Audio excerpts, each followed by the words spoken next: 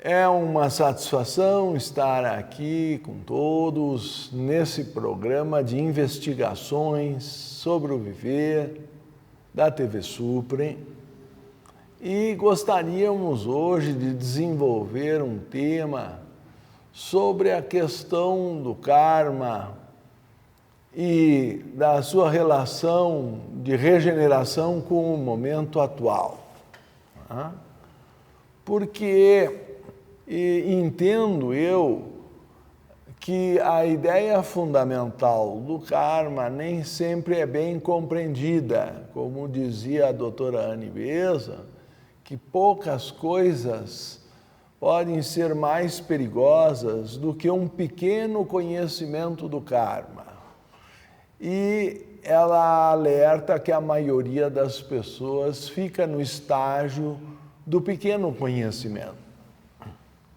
Então, há muitas vezes uma tendência a achar que o karma é inevitável, ou é inexorável, ou se apresenta quase como igual a uma predestinação.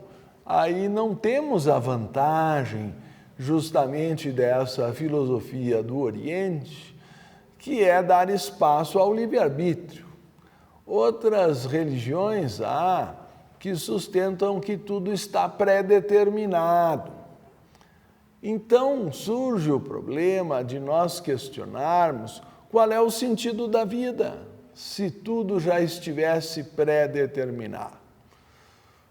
Por outro lado, então teríamos também que admitir, se é que admitiríamos nessas religiões algum tipo de Deus criador, que ele teria criado o próprio mal, porque a julgar pelo que nós lemos diariamente no jornal, a situação do país e do planeta apresenta dificuldades. E dizer então que Deus nos ama e cria um mundo desse tipo se torna quase uma blasfêmia. A única saída filosófica clássica é dizer que o ser humano é que cria o caos ou a desordem no universo, porque o cosmos é perfeito no giro das estrelas, é um dos argumentos até de Platão, Aristóteles, que a perfeição sideral é uma das provas da existência de Deus. Tão perfeito é o universo quando nós podemos vê-lo à noite no céu, se não houver muitas nuvens. E, por outro lado, o universo humano parece frequentemente tão caótico, cruel, cheio de guerras, corrupção, todo o tipo de problemas, abusos, violência, enfim, aquelas coisas que, como eu insisto, estão nos jornais todos os dias. Consequentemente, Platão resolve essa equação já na República ao afirmar a responsabilidade é de quem escolhe, Deus está inocente nisso. Isso é uma frase que Werner Jäger considera talvez a mais importante do livro 10º da República, que ele já entende como um resumo de toda a obra de Platão. E porque ela atribui ao livre-arbítrio humano a capacidade humana de escolher, que seria, nesse aspecto, um dom divino, uma concessão de Deus para nós, porque nós seríamos ou teríamos assim essa herança da onipresença divina, ou seja, Deus no nosso coração. Então nós somos herdeiros desse poder criador e nos foi dada uma fração desse poder no pensamento. Então se diz que o pensamento é criador. Mas se nós não temos sabedoria para escolher, e aí começa todo o problema, então nós vamos ter que aprender com as consequências das nossas escolhas. E esse é do ponto de vista teosófico, o aspecto do karma que estávamos referindo. Tá? A ideia de que tudo que nós fizermos aos outros, ou ao universo em geral, voltará sobre aquele, ou sobre nós, sobre aquele que foi o agente. Como é comum se fazer a comparação de se jogar uma pedra num lago tranquilo, supostamente sem onda, e aí vão surgir ondas concêntricas a partir da perturbação do lugar onde a pedra caiu, mas que atingindo as margens, essas ondas, por reflexão, retornarão ao ponto original onde o agente lançou aquela pedra. Essa é uma espécie de distribuição da perturbação, porque o lago é uno, ou simboliza a unidade da vida, e, portanto, a distribuição da perturbação proporcionalmente a todas as gotas que constituem o lago é a forma da irradiação e retorno, por assim dizer, dessa influência da perturbação ao ponto original de onde ela veio. Então, me encanta também a síntese feita por Leadbeater de que Deus é bom, o homem é imortal e colhe o que semeia. Então, Leadbeater ousou, eu suponho, fazer uma síntese máxima da teosofia nessa uma linha. Deus seria bom na medida em que ele preservaria o amor e a justiça cósmica. O amor porque preserva a unidade da vida, todos somos um, daí a ideia teosófica da fraternidade universal, sem distinções de raça, credo, sexo, casta ou cor, mas também como o universo ao vir à existência se torna múltiplo, se preserva uma proporcionalidade de responsabilidade à ação de cada um. E isso é o que se chama de karma, na medida em que cada um recebeu também livre-arbítrio para escolher. E nem todos têm ainda o mesmo grau de sabedoria, por isso que fraternidade também é diferente apenas de igualdade. Porque aí teria que supor que todos os irmãos têm a mesma idade, mas frater, que quer dizer irmão em latim, está subentendendo que há diferentes idades e gradações de sabedoria entre os irmãos. Existe o irmão mais velho, existe o bebê que ainda nem aprendeu a caminhar. Tá? E, no entanto, a grande família, que seria a humanidade, estaria, de alguma forma, coletivamente aprendendo numa solidariedade fraternal, onde uns deveriam ajudar os outros, porque afinal são todos irmãos, filhos desse mesmo Pai maior que seria a divindade. Então a ideia de que Deus é bom e transfere aos seus filhos a sua imortalidade, ou pelo menos a alma do homem é imortal, porque obviamente o corpo é alugado, se eu posso assim dizer, dado que tem que ser devolvido no final da jornada, eu comparo um automóvel. Né? A gente chega num lugar, aluga o automóvel, mas no final tem que devolver.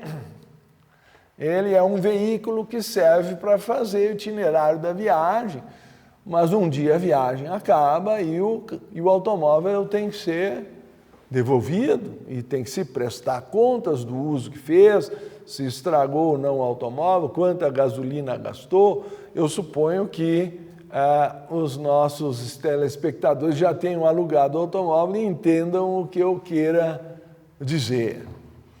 Principalmente que não é nosso, é temporária a utilização do veículo e ele terá com certeza que ser devolvido, mesmo que no interim o indivíduo, sei lá, tenha levado uma batida na cabeça, tenha se embriagado, ou por algum outro motivo de saúde, talvez tenha esquecido até os documentos, a data de entrega, ele não sabe mais o que ele tem que fazer, mas, aliás, dizia também Platão nesse ponto, que de alguma maneira o problema do ser humano é que ele esquece sua origem divina.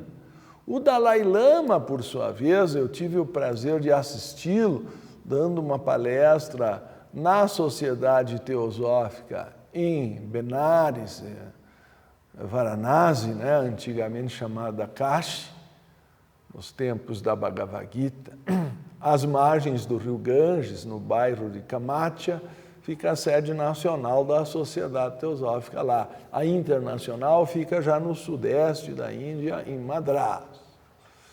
Mas o ponto importante, quero crer, dessa recordação, quando eu tive o prazer de conhecê-lo também pessoalmente, foi na sua palestra que ele deu na Sociedade Teosófica pelo centenário, isso foi em 1991, pelo centenário do falecimento de Helena Petrovna Blavatsky, dado que a Sociedade Teosófica foi a primeira a receber o Dalai Lama quando chegou no seu refúgio, ou por aí ele conseguiu um apoio do então, se não me engano, presidente Sri Ram,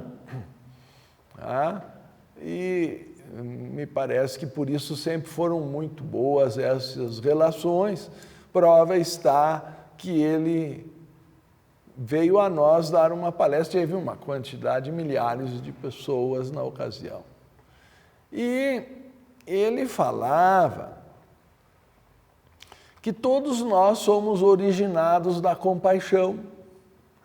E mesmo que, eventualmente, vamos supor, tenhamos esquecido, ou não tenhamos uma clara recordação, o fato, ele demonstra que um animalzinho é capaz de sobreviver poucas horas depois de nascer.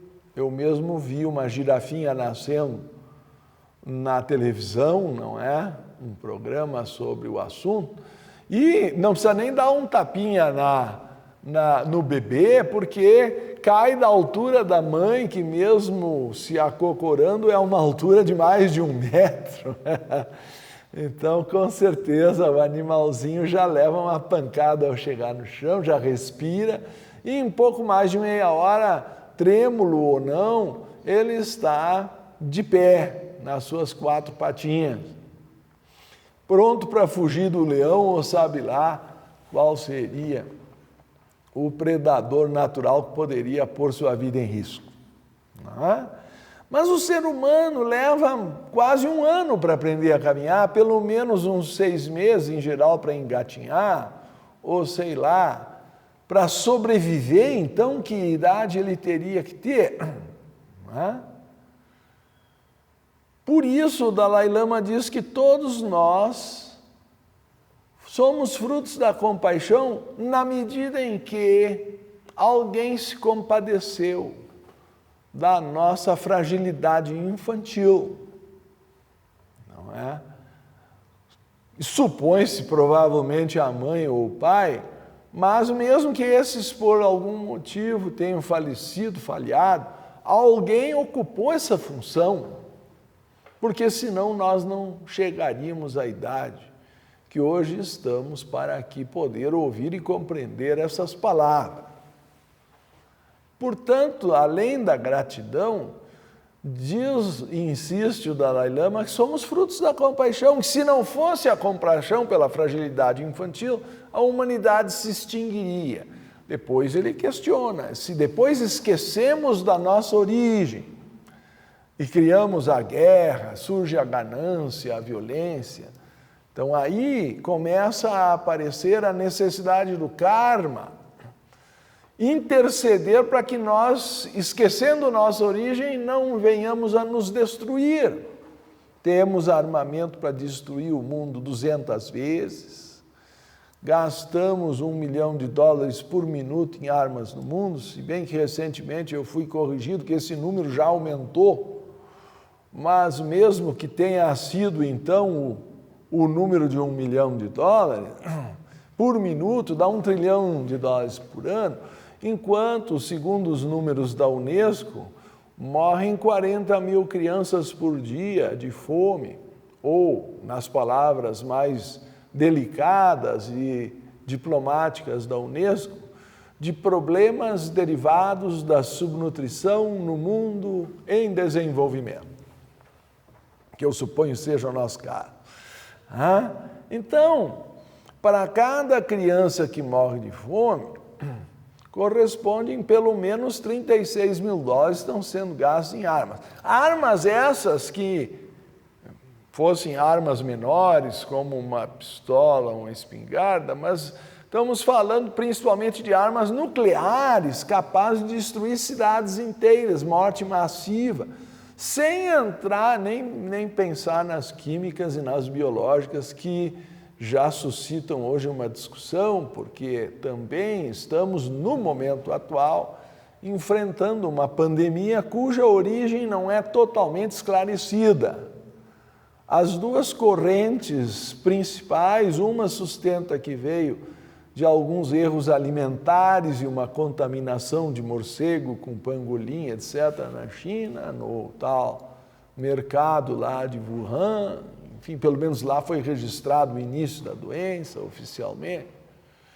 Mas sempre paira uma dúvida se isso pode ter escorregado de algum experimento biológico fora do controle. E, pelo visto, não teremos facilidade de encontrar uma resposta final. Mas seja de uma forma ou de outra, o fato é que foi o ser humano. O ser humano, de uma forma ou de outra, seja pela hipótese A ou B que acabamos de apresentar, seria o responsável por uma alteração que não corresponde à lei espontânea da natureza. E, portanto, surge o conceito de karma coletivo, que não é o karma da pessoa A, B ou C, mas um conjunto de comunidades, de países, ou talvez de todo o planeta, que está agredindo o meio ambiente, atacando de forma gananciosa as reservas que o planeta tem e que já está demonstrado biologicamente serem limitadas. Tanto que se fala hoje muito no desenvolvimento sustentável, que é uma maneira que dê tempo da natureza ir se recuperando à medida que o chamado desenvolvimento ocorre. Mas se acelerarmos demais o processo, e isso também está relacionado ao imediatismo, à ganância, pelas quais frequentemente se sacrifica a ética, então se cria uma situação de infelicidade coletiva,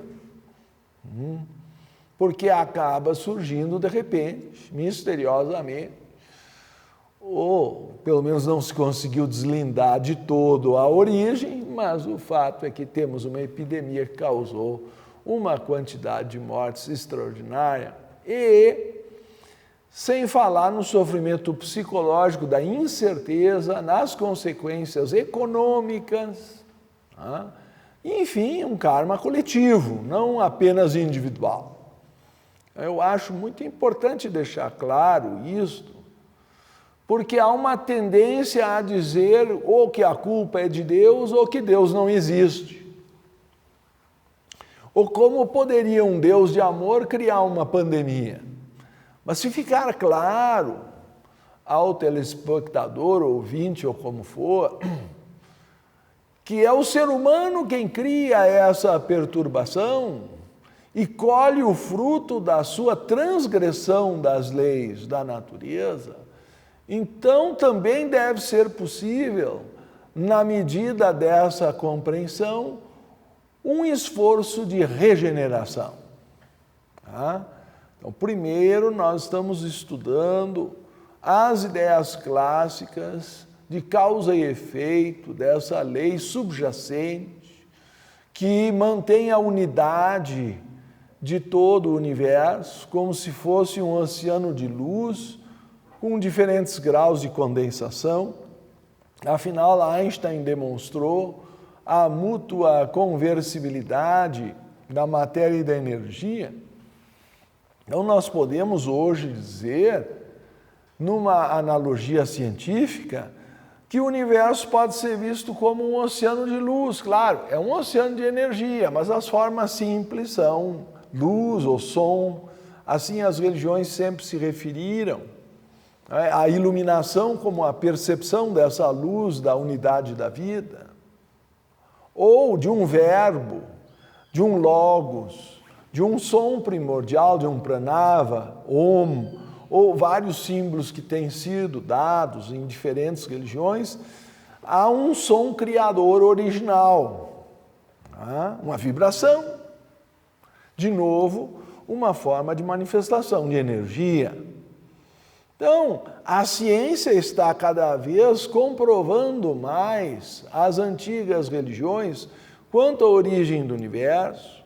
Nós temos hoje também a ideia, além do Big Bang, que seria a explosão original, a vanguarda científica tem proposto, inclusive o Stephen Hawking, a ideia de um Big Crunch, ou seja, que no final tudo é reabsorvido por um grande buraco negro, do qual nem a luz escapa e daí vem seu nome, porque por gravitação ele absorve até isso, donde resulta que galáxias inteiras são reabsorvidas para um ponto original, onde calculam alguns cientistas de vanguarda, chega-se a uma massa crítica que levará a uma nova explosão, um novo Big Bang, o que vai comprovar a segunda proposição do proêmio de A Doutrina Secreta de Helena Blavatsky, esta publicada em 1888, antes que o próprio Einstein tivesse saído da sua infância. Portanto, precursora dessas ideias, que fala que é a matéria espírito condensado ou cristalizado, como se encontra no volume 2, a partir de um oceano de luz, dos quais nós somos filhos dessa luz, como raios de um sol. Eu acho essa expressão muito linda, ou como prefere talvez o padre Orígenes de Alexandria, para dar uma versão também cristã, de que nós somos todos anjos caídos com saudades de Deus. Nos afastamos dele, por isso caímos, mas agora sentimos a falta. Quando a falta da sabedoria traz suas consequências, acho um ponto muito importante citar, do ponto de vista teosófico, porque convergem muitos pensadores na mesma causa, de que a causa do mal é a ignorância. Isso é dito por Patanjali, é dito por Buda, é dito por Krishna, por Shankara. Então o Oriente usa essa palavra avidya, ou falta de sabedoria espiritual, uma ignorância espiritual, certo? Platão também diz, e pode-se considerá-lo também neoplatônico, pelo giro das esferas no livro 10º da República, a harmonia das esferas ali relatada, como expressão do destino, que ele associa até astrologicamente ao movimento do giro dos astros. Enfim, a ideia de que a necessidade faz girar, e o próprio Shankara, pelos alinhamentos, se interpreta Patanjali na meditação sobre o giro da estrela polar, a ideia de que em linhas de conjunção e oposição entre os astros são os principais momentos em que os karmas são cobrados ou creditados, dependendo dos nossos méritos estarem baseados, como diz Patanjali, em virtude ou em vício. Na virtude, semeando virtude, se colherá a felicidade, e semeando o vício se colherá então a tristeza, o sofrimento. Então a ideia de que a causa do mal é um erro de escolha do que se está semeando, ou em outras palavras, uma falta de sabedoria, um estado de ignorância espiritual, cujo efeito vai se fazer sentir bem depois. Ela permeia todo o Oriente, como exemplificamos, e por que não citar a passagem de São João, não é, no seu respectivo Evangelho 8:32, conhecereis a verdade e a verdade vos libertará, que está a sugerir que é uma falta de conhecimento da verdade e, portanto, um estado de ignorância, que é a causa de sermos escravos à servidão da matéria, da dor, do sofrimento. Então, me parece que todos esses autores, santos e sábios da humanidade, convergem nesse mesmo ponto, e que sem a sabedoria o ser humano não pode se libertar do sofrimento. Então, o momento atual é um momento que nos chama a uma regeneração, porque estamos colhendo frutos de escolhas mal feitas pela nossa humanidade, que geraram epidemias, geraram sofrimento, guerra, fome, tudo que estamos citando até agora, com certeza não tem origem divina. Vou citar novamente Platão na República, parágrafo 617, a responsabilidade é de quem escolhe. Deus está inocente nisso. No mito de no parágrafo referente à escolha das vidas, a sugestão de Platão é que nós escolhemos a vida que vamos ter antes de nascer, mas a escolha é feita no regaço da Virgem Lácteis, a moira do passado. Ou seja, nós semeamos no passado, vamos colher com cloto e átopos no presente e no futuro as consequências do que no passado nós semeamos. Essa escolha não é totalmente livre, ela é limitada a opções que o passado nos traz. Porque alguns querem que, se existe livre-arbítrio, nossa escolha seria totalmente livre, seria uma maravilha, mas nós trazemos as consequências em nós de escolhas anteriores. Então, nós temos liberdade para escolher o futuro, mas já o presente está frequentemente de difícil administração, porque já está apresentada a consequência, estamos fruindo, estamos colhendo o fruto do que foi semeado no passado. Então, o espírito da regeneração deve vir, o criar de novo, o gerar novamente, do nosso poder criador, porque se formos nós que criamos o nosso sofrimento, também poderemos criar a nossa alegria, se houver sabedoria, se houver a compreensão da causa do mal, podemos encontrar também como originar o bem. Tá? Nós temos nesse ponto o destino em nossas mãos, e à medida que formos resgatando com estoica capacidade os sofrimentos que semeamos no passado, podemos simultaneamente estar semeando motivos de alegria e felicidade no futuro. E isso é criar um novo mundo, isso é regenerar a superfície desse planeta. E nesse ponto, me permitam citar, por favor, aquela passagem clássica da tradição sufi, que diz que Deus era uno e estava só.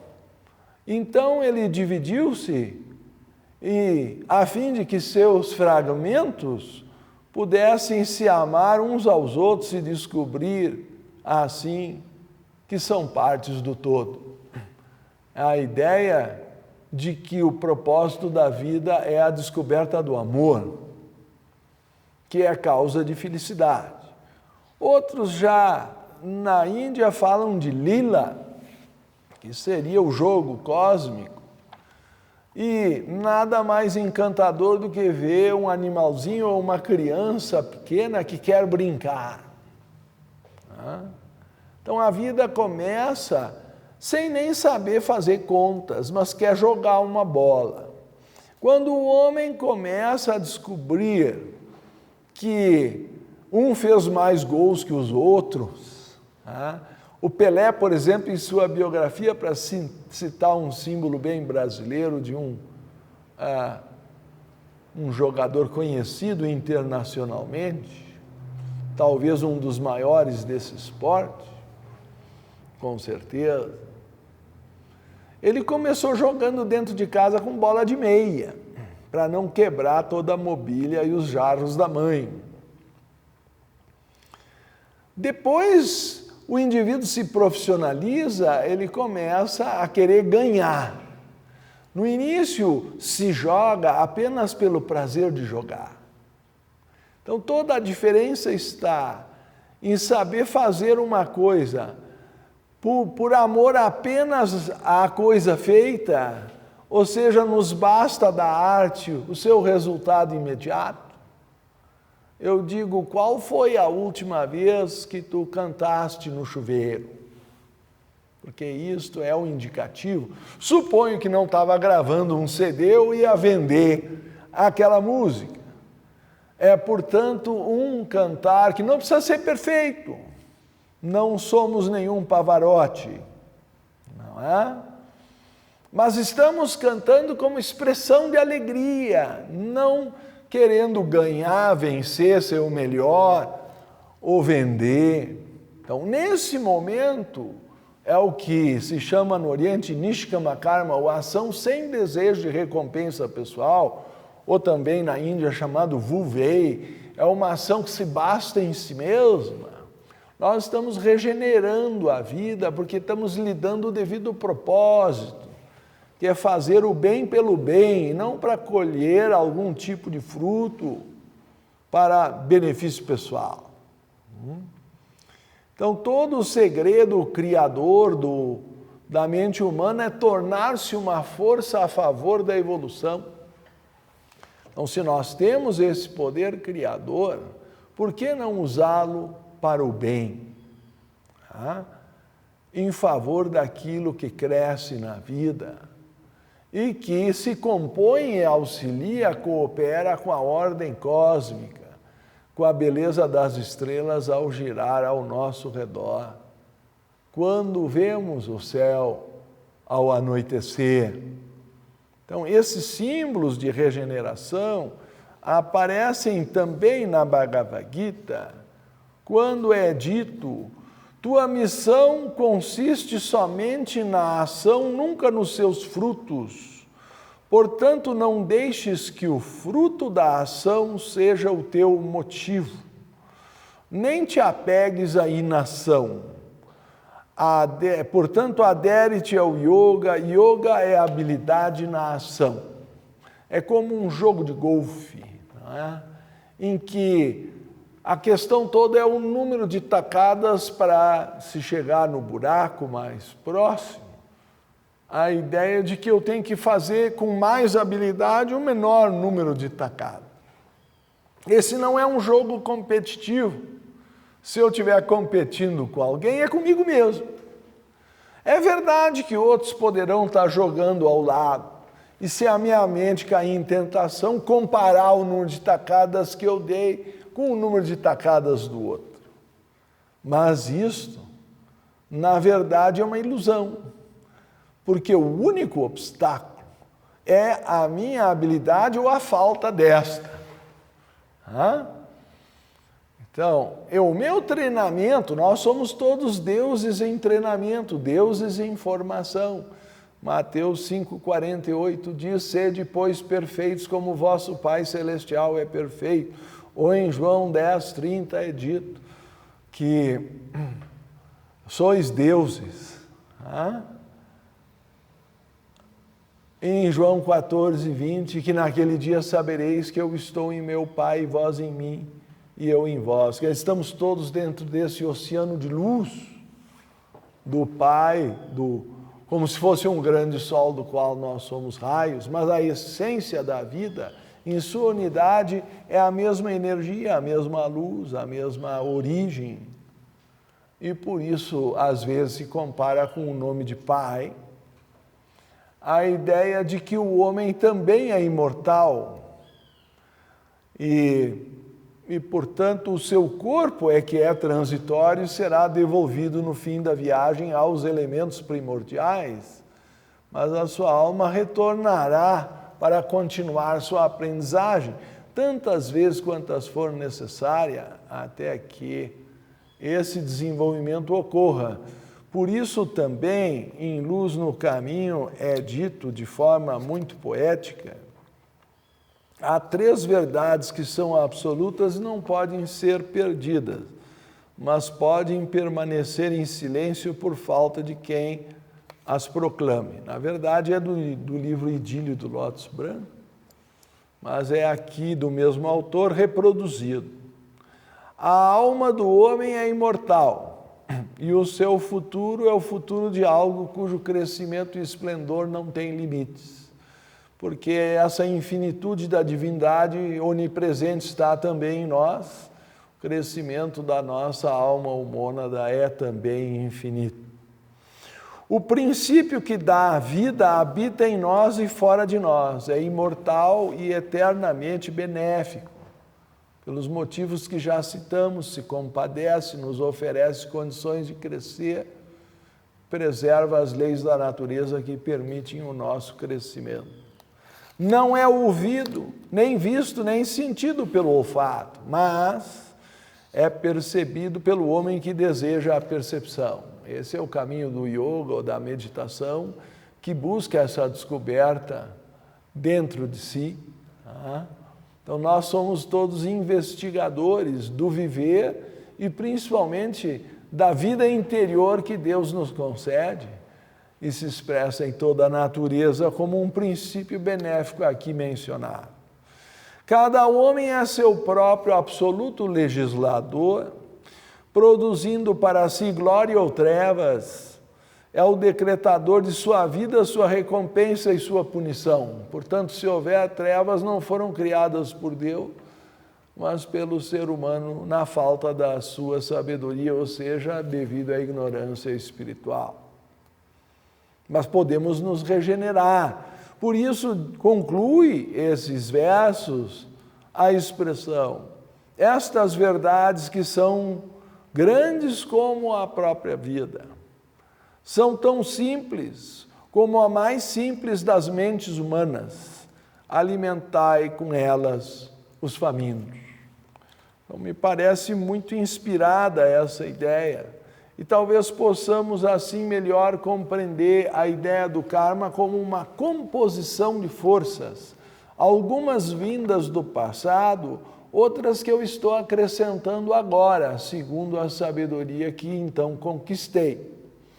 Dr. Anibesa assim afirma que a ação vigorosa é sempre sábia, não importa se ela parece não resolver. Tem muita gente que também, se não vai resolver, não tem graça, não vale a pena. Mas pode não resolver agora, mas pode ser o primeiro passo na direção certa de uma caminhada que me leve a uma solução futura. Então ela diz, não importa se ela parece não resolver, vocês terão diminuído o peso contra vocês. E acrescenta, porque ela compara aí quase com uma balança, cada esforço tem seu pleno resultado. E quanto mais sábios vocês forem, melhor vocês podem pensar, desejar e agir. Os astrólogos associam isso ao Sol, à Lua e ao signo ascendente na linha do horizonte. Se vocês olharem o karma dessa maneira, ele nunca os paralisará, mas sempre os inspirará. Por quê? Porque não está pré-determinado. Porque eu ainda posso modificar, regenerar o futuro que em alguma medida foi traçado no passado, mas que na composição de forças pode ser pelo menos atenuado. Mas dirão vocês, há certas coisas, apesar de tudo, nas quais o meu destino é mais forte do que eu, supondo forças muito intensas que foram geradas no passado, nos levam à corredeira que talvez o caiaque não consiga mais driblar por ser uma embarcação pequena. Vocês podem algumas vezes enganar o destino quando não podem enfrentá-lo face a face. A doutora Beza nos ensina a arte do futebol e do driblar, no caso, o destino. E ela faz uma comparação magnífica com a arte de navegar, como também dizia o poeta que navegar é preciso. Quando navegando com ventos contrários, o navegante não pode mudar o vento, mas pode mudar a direção das velas. Então, a direção do vento ou da correnteza da água me vem de uma situação externa, talvez gerada no passado, como estávamos, por analogia, desenvolvendo como raciocínio. Porém, ela diz, a direção do veleiro ou do navio depende da relação das velas com o vento. E por meio de um bordejo cuidadoso pode-se quase que navegar contra um vento adverso, ou seja, meio em zigue-zague, bordejando. Ela diz, e com um pequeno trabalho a mais, chegar ao porto desejado.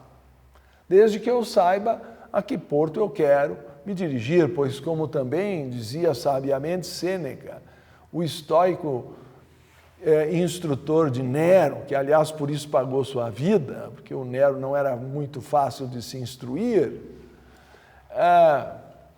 ele dizia, para aquele navegador que não sabe a que porto se dirige, todos os ventos parecem desfavoráveis.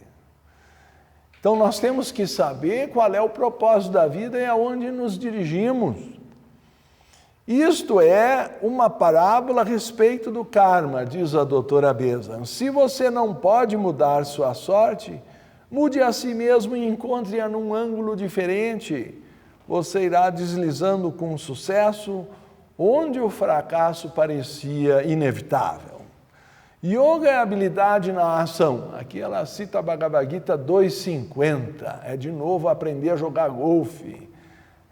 Quanto maior a habilidade, o problema é que tanto a habilidade quanto a sabedoria, que tem, aliás, na palavra Sofia, essa dupla conotação em grego, tanto sabedoria quanto habilidade, nenhuma das duas se pode ensinar.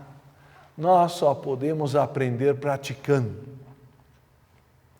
Por isso que a filosofia é bonita e nos dá rumos como mapas, mas é na vida diária que nós vamos desenvolver a sabedoria.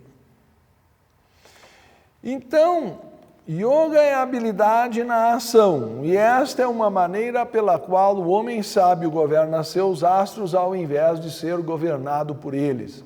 Portanto, não existe uma pré-determinação absoluta. Existe uma tendência do passado que tende a se repetir por hábito, tende a criar circunstâncias quase previsíveis no homem de pouca força de vontade, que estão aqui simbolizadas na direção dos ventos ou das correntezas das águas.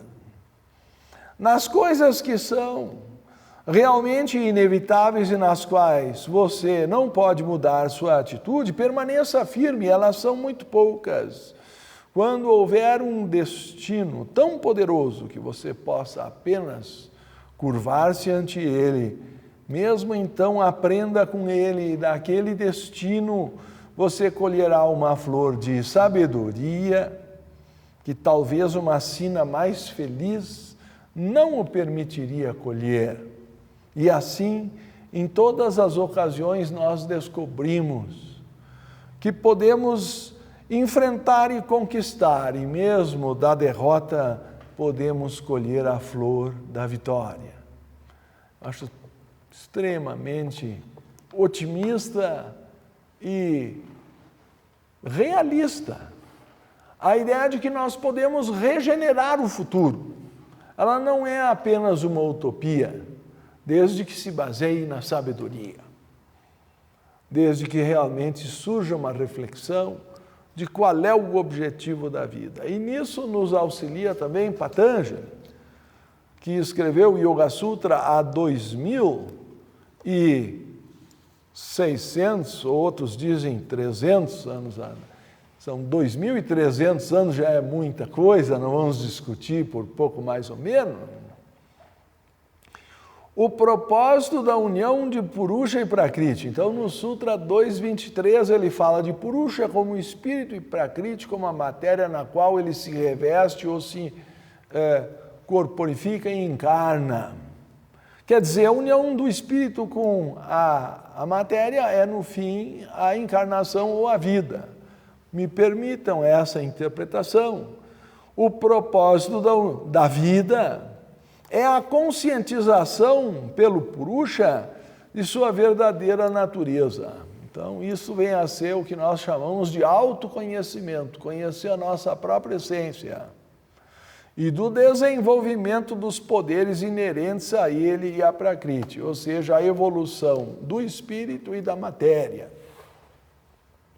Não do espírito propriamente no sentido transcendental, atemporal, porque então fora do tempo não há evolução, mas manifestado. Ele apresenta poderes que ele pode desenvolver, sendo o mais importante para nós a sabedoria.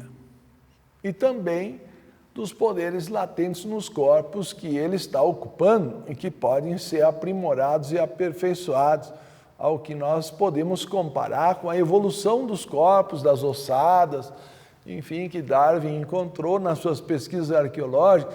Então, a teosofia não está em contradição com a ciência, apenas afirma que é o espírito que é o propulsor dessa intenção de se expressar na matéria e que não, e nesse ponto apenas diverge de Darwin, que é um processo de evolução das formas ao acaso.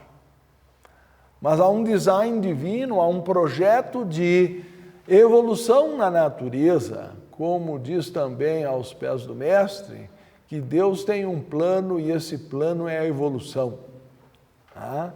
Então, a ideia de que o universo é cíclico e por isso também os corpos se reencarnam, ou na verdade as almas vão tomando novos corpos, trocando as vestimentas velhas por outras novas, é talvez a expressão mais clara da tradição hindu na Bhagavad Gita, quando é dito no Sutra ou Shloka 2.22, tal como o homem que, despojando-se de suas vestimentas velhas, toma outras novas, de igual modo, o morador do corpo, despojando-se dos corpos gastos, entra em outros que são novos. Também me gosta a expressão, às vezes atribuída aos egípcios, que a esperança de um novo dia torna belo o entardecer,